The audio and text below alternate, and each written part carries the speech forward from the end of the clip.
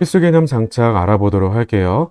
자, 첫 번째 필수 개념은 기본적인 용해도와 용해도급 상수에 대한 부분을 확인해 보자 라고 하는 거고요. 실제로 이 부분은 여러분들이 많이 어려움을 느끼거나 그러진 않아요. 다만 우리가 용해도라고 하는 것을 얘기했을 때는 누굴 주체로 얘기하는 거니 라고 하는 것 정도만은 반드시 꼭 파악을 하고 넘어가자 라고 하는 겁니다. 어려워서 그런 게 아니라는 얘기죠. 분명히 포화 상태에 도달하게 되는 몰농도, 즉 금속 양의 농도라든지 혹은 비금속의 음이온의 농도로서 우리가 말해줄 수 있다라고 하는 곧 평형 상태의 농도가 되긴 할 건데요. 그 의미가 바로 그 주체라고 하는 것은 일부러 안 썼어요. 꼭 써두세요. 뭐냐면 우린 그 이온결합 화합물이 얼마나 녹았냐라고 하는 것이 우리가 용해도가 되는 거지, 양이온, 음이온 농도 그 자체가 중요한 건 아니겠죠. 왜냐면 공통이온을 더 들을 수도 있고 적게 들을 수도 있는 환경이 될 수도 있는 거니까요. 그러니까 그런 부분들을 맞춰서 우리가 확인해 주는 게 중요하겠고요. 용해도 규칙에 관련된 부분은 참고 정도로만 다시 한번 꼭 봐두세요. 뭐냐면 충전이 되는지 안 되는지 괜히 혼자서 헤매기도 하는데 웬만하면 시험 문제에서는 KSP라고 다 알려줍니다. 용해도급 상수라고. 그러니까 주어지면 당연히 잘 안 녹는 거구나 라고 연결지으면 되는데, 혹시 모르니까 우리 좀 더 친숙하게만 봐두도록 하자라고 하는 게 용해도 규칙이었고요. 자, 용해도 변화 요인, 이게 제일 중요하겠죠. 자, 이 첫 번째 필수 개념 장착에 관련된 부분으로 제가 쭉 정리를 해놓은 내용에 가장 중요하다고 제가 밀고 싶은 건 바로 용해도 변화 요인에 해당되는 내용인데요. 이 내용은 막상은 용해도를 우리가 증가시킬 수 있거나 감소시켜야 되는 것들을 우리가 여러 번 하다 보면 어느 정도는 좀 친숙하게 잘 되기는 해요. 그런데 막상 조금 더 깊게 생각해주면 이거였구나 라고 생각해주면 그 다음부터 여러분들이 내용별로 따로 정리할 필요는 사실은 없어요. 무슨 말이야 라고 하면, 이 말은 사실은 르자틀의 원리를 얘기해줘요. 즉 평형 상태에 도달해 있어요. 근데 내가 여기다가 산을 넣거나 혹은 염기를 넣거나 혹은 내가 양이온을 공통을 더 넣거나 혹은 다른 것들을 더 넣어서 정반에도 유도가 되도록 만들거나, 이런 부분들이 결국에는 평형 상태를 깨게 되는 거잖아요.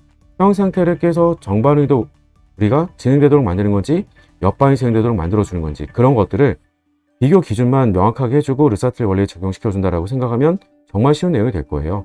그래서 그 기준을 여러분들이 순수한 물에서의 용해도를 기준으로 적용시킨다라고 생각해보면 굉장히 편하겠고요.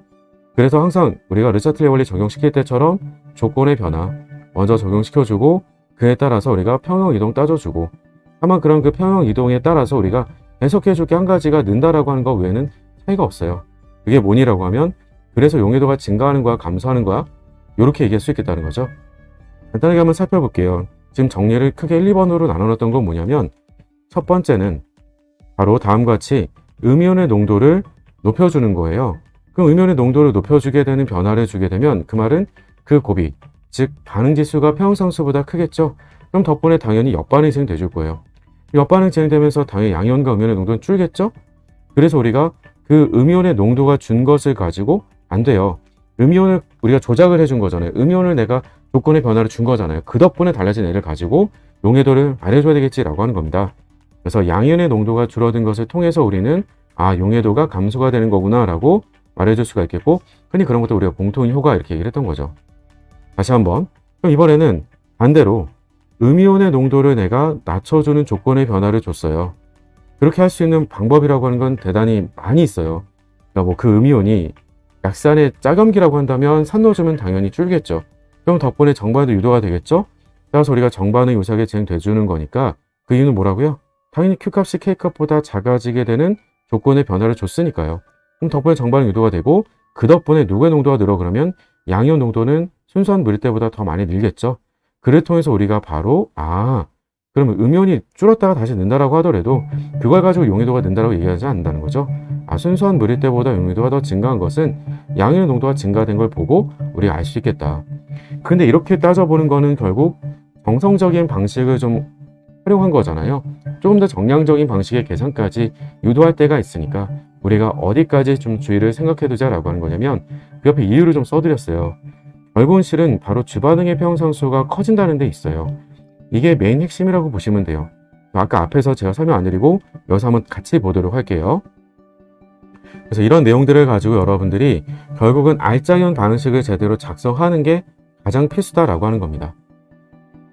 만약에 우리가 양이온이 공통이온이라고 되어 있어요. 근데 희석을 시켜줘요. 그러면 그런 경우에 우리가 양이온 농도가 같이 줄어요. 줄게 되면 공통이온 농도가 줄게 되고, 그 덕분에 우리가 음이온 농도가 증가를 할 수밖에 없겠고, 그걸 가지고 우리가 용해도 증가한다 이런 얘기들도 하긴 하지만 앞에서 궁극적으로 얘기를 했던 것처럼 결국 용해도 평형의 반응에 해당되는 평형상수보다도 어떤 조건의 변화를 주게 되면 그러면 덕분에 그 연계된 반응 덕분에 우리가 평형상수 전체가 좀 커지게 된다는 데 있어요. 그러니까 전체 반응이 곧 주반응으로 바뀐다는 말이에요. 그래서 그 덕분에 우리가 평형상수가 커졌으니 용해도가 증가될 수밖에 없다는 거예요. 그리고 그렇게 달라진 반응을 통해서 우리는 평형상태의 농도를 구해주게 되면 그 평형상태 같은 국물 안에 있는 각 화학종들의 농도들은 아무리 평형상수가 작더라도 각각에 대한 평형상수들은 서로 다 만족이 돼야 되겠죠. 왜? 평형상태라고 했을 때 얘기예요. 자, 그런 것들을 감안해 주게 되면 아래 주어진 대로 MgOH2가 우리가 만약에 산을 넣어줘요. 그러면 그냥 MgOH2가 마그네슘 플러스하고 두 개 OH 마이너스로 쪼개지게 되는 반응 여러분이 쉽게 생각을 하죠. 근데 여기다 산을 첨가해서 어떤 일이 벌어질까? 라고 했을 때 그냥 염기가 산과 반응해서 물로 바뀌지 그러니까 정반도 유도가 돼 이렇게는 쉽게 생각을 할 수 있어. 그래서 용해도가 증가돼 생각할 수 있는데 만약 계산으로 물어본다면 그럴 땐 어떻게 대비를 할 거야? 라고 하는 건 결국 우리가 알짜이온 반응식을 제대로 작성을 할 줄 알아야 되겠다라고 하는 거고요. 그 말은 결국 우리한테 어떤 의미가 될 거니? 라고 하는 건 MgOH2에다가 우리가 산을 넣어주게 되면 즉 산수에다가 MgOH2를 거꾸로 녹여주게 되면 이라는 얘기예요. 가끔 이 말의 순서를 바꿨다라고 해서 뭔가 반의 평형상태에 도달하는 게 달라지지 않을까? 이렇게 걱정하는 친구들도 있을 거예요. 근데 그거는 안 돼요. 왜냐면 평형은 어느 방향에서 오느냐라고 하는 것 반응식에 대한 얘기만 얘기하는 게 아니에요. 말 그대로 어떤 순서로 섞어줘서 평형상태에 도달하냐 그게 뭔 상관이겠어요. 상관없어요. 어차피 같은 곡물 안에서 우리가 따로 뭐 여과에서 제거한다 이런 말이 없는 이상에는 순서랑 자체는 상관이 없다는 거예요. 자, 그래서 보게 되면 전체 반응에 대한 평형상수가 KCP보다 대단히 커질 수밖에 없는 이유를 밑에다가 다시 한번 적어드렸죠. 왜냐면 우리가 더해지게 되는 반응이다 라고 하는 것은 물에 대한 자동이온화 반응이 옆반응이 더해지는 건데 그게 개수가 2예요. 그러니까 마이너스 2제곱만큼 그러니까 10의 28제곱이 곱이 되는 거예요. 평형상수 어마어마하게 커지죠. 정말 엄청 잘 갈 거예요. 이런 얘기예요. 마찬가지예요. 이런 것만 있는 게 아니고요. 밑에서도 마찬가지라고요. 아까 앞에서 문제에서도 우리가 문제를 풀 때 정성적으로도 쉽게 답을 낼 수도 있겠지만 만약에 계산으로 물어본다라고 하면요. 다음과 같이 산 넣어주게 되면 그 산과 S2-가 만나서 HS-를 만드는 즉 그러면 전체 반응에 대한 평형상수는 곧 KCP에다가 KA2의 역수가 곱이 돼준다라고 한 겁니다. K2가 아까 얼마인지 혹시 아세요? 10의 마이너스 19제곱이에요. 역수가 되면 10의 19제곱이 곱이 됩니다. 어마어마하게 평형상수가 커진 거죠. 정말 엄청 잘 가겠죠. 그러니까 굉장히 잘 농도가 된다는 거예요. 자, 양이온의 농도를 그럼 줄여줄 수 있는 방식은 없을까? 마찬가지예요. 평형상수 자체가 커진다라고 하는 측면은 앞에서 얘기했던 거랑 전혀 달라질 바가 없겠고요. 다만 어떤 형태를 띠고 있겠니? 라고 하는 것은 양이온의 농도를 줄여주게 되는 즉 그래서 정반 유도를 만들어주게 되는 케이스들은 크게 보통 두 가지라는 거죠. 그 두 가지가 뭐라고 했어요? 첫 번째가 바로 착연 형성이에요. 특히 양이온들 가운데 전이용소 양이온들이 많다 보니까 HCl이 우리가 음이온의 농도를 줄여가지고 뭔가를 용해도를 증가시키겠다 쉽게 할 수가 없죠. 왜냐하면 Cl-는 흡염기 반응에서는 구경꾼 이온이잖아요. 그러다 보니까 산 넣어준다라고 해서 정반을 가지질 못해요. 사실 그래서 HCl이 만들어진다라고 하는 게 잘 갈까? HCl 만들어진 것 자체가 잘 안 가잖아요. 그러니까 그건 우리가 아무리 평형상수가 뭐 제시도 안 되겠지만 고려해준다라고 하더라도 영향 자체가 없다는 거죠. 그런데 다음과 같이 암모니아를 첨가해주게 되면 그 암모니아랑 금속의 양이온은 만나면 다음과 같은 착연을 아주 잘 만든다는 데 있어요. 그런 이 전체 반응 평형상수도 곧 그러면 KCP에다가 착연 형성상수가 곱이된 것으로 봐주면 되겠구나 이런 얘기가 될 거예요. 그러니까 평형상수 커졌으니까 정반응 유도가 돼서 우리가 평형상태에 대한 농도를 충분히 판단이 가능하겠다라고 한 거죠. 혹은 이런 거 아니라고 한다면 다른 방법은 없을까라고 하는 게 HCl에 대한 용해도를 증가시킬 수 있는 또 한 가지 방법은 음이온 첨가예요. 그래서 위에서 봤던 것처럼 우리가 리간드를 첨가를 해준다던가 아니면 아예 다른 음이온을 넣어줘가지고 우리가 또 다른 침전을 만들어줄 수 있겠다라고 하는 게 되겠지. 또 다른 침전을 만들어 버리게 되면 덕분에 그 말은 그 AGI가 높게 되는 반응이 옆반응이 더해지는 것이라서 다음같이 평형상수가 엄청 커지게 되는 것을 알 수가 있겠고 덕분에 용해도는 증가할 수 있겠다라고 하는 겁니다. 자, 이런 것들이 혹여라도 복습할 때 만약에 조금 잘 안 될 것 같다 싶으면요. 그래프 가지고 복습하면서 한번 확인해 보시라고 드린 건데요. 교과서상에는 보편적으로 교과서마다 다음 같은 반비례 곡선의 형태의 그래프가 주어지곤 있지만 이 안에 제가 자잘자잘하게 써놨던 필기와 같은 내용들은 교과서에는 따로 그림이 없어요. 이건 제가 수업 시간에 아주 그동안에 오래 강의하면서 필기로 써드렸던 것들을 그림에 직접 넣어서 여러분들 교재 안에 넣어드린 거예요. 자, 따라가 보도록 할게요. 무슨 말인지. 자, 보게 되면 제일 먼저는 항상 그래프 볼 때 어디서부터 봐요? X축, Y축 보죠. X축은 음이온의 농도고요. 그리고 Y축은 양이온의 농도예요. 그러니까 이 둘에 대한 농도의 곱이 곧 바로 우리가 K스피를 만족하게 되는 것을 나타내주고 있다라고 하는 거고요. 그렇다 보니까 만약에 예를 들어서 양이온과 음이온의 농도의 곱이 다음과 같은 양이온 농도 그리고 음이온 농도를 가지고 이 자리 값이 될 거잖아요. 그럼 이 자리 값이다라고 하면 이 둘에 대한 곱은 그러면 어때요? 누구보다는 둘에 해당되는 걸 가지고 곱으로 나타내주는 평형 상태의 농도들에 비하면 이 정도 값은 작잖아요. 그렇죠? 작다라고 하는 건 아직 우리가 더 충분히 녹아서 평형 상태에 도달해야 되는데 혈산의 농도가 이만큼 있다라고 하는 건 그건 말 그대로 고치상이 없다는 얘기가 되겠죠. 따라서 우리가 곡선의 아래쪽을 우리는 뭐라고 얘기해줘? 라고 하면 Q값이 K값보다 작아서 우리는 불포화 상태에 되겠구나. 즉 침전이 없구나. 평형 상태에 도달하지 못했구나.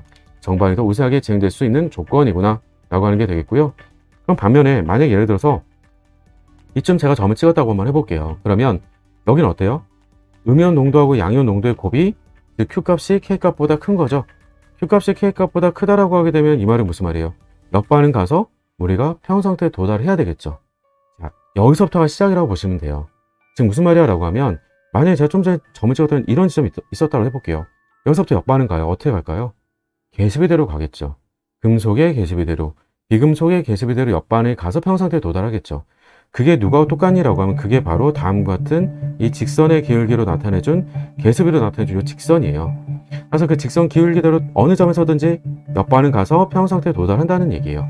다시 한번 이런 점 가지고 찍어도 상관없어요. 계수비대로 그대로 몇 반은 가서 양이온도 줄고 음이온도 줄어서 평형 상태에 도달하겠구나 이런 의미예요.